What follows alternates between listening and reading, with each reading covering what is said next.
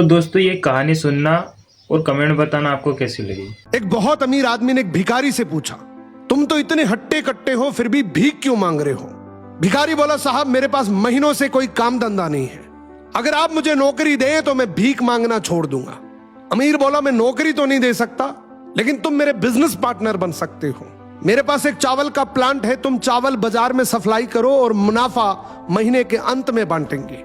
भिखारी ने कहा, लेकिन कैसे बांटेंगे? क्या मैं 20% लूंगा और आप 80%? अमीर बोला, मुझे सिर्फ 10% चाहिए, बाकी 90% तुम्हारा होगा, ताकि तुम जल्दी तरक्की कर सको। भिखारी ने जोरों से काम शुरू कर दिया। उम्दा चावल और सस्ते दामों से उसकी बिक्री बहुत बढ़ गई और उसे खूब मुनाफा हुआ। लेकिन जब मुनाफा बांटने का समय आया तो भिखारी ने सोचा, सारी मेहनत तो मैंने की है, तो अब अमीर आदमी को 10% क्यों दूं?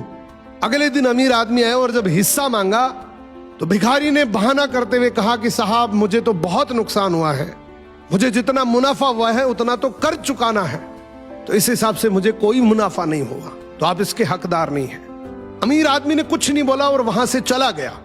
भिखारी बड़ा खुश हुआ, सोचा सारा प्रॉफिट मेरा हो गया। अब भिखारी उन पैसे से रोज मौज करे। ऐसे करते करते उसके पास से सारे पैसे खत्म हो गए। अब पैसे भी नहीं है और काम धंधा भी नहीं है, तो मजबूरन उसको फिर से भीख मांगना शुरू करना पड़ा।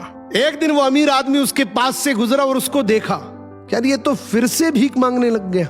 अमीर आदमी ने एक बहुत अच्छी बात बोली कि इस दुनिया में गरीब और अमीर आदमी जो होता है ना, उसमें सबसे बड़ा डिफरेंस होता है उसकी सोच का। एक रिच माइंडसेट हमेशा ये सोचता है कि मुझे भी प्रॉफिट हो जाए और मेरे साथ जो काम कर रहे हैं उनको भी प्रॉफिट हो जाए, लेकिन एक पुअर माइंडसेट हमेशा ये सोचता है कि जो भी प्रॉफिट हो सिर्फ मुझे ही हो। बात बिल्कुल सही है दोस्तों।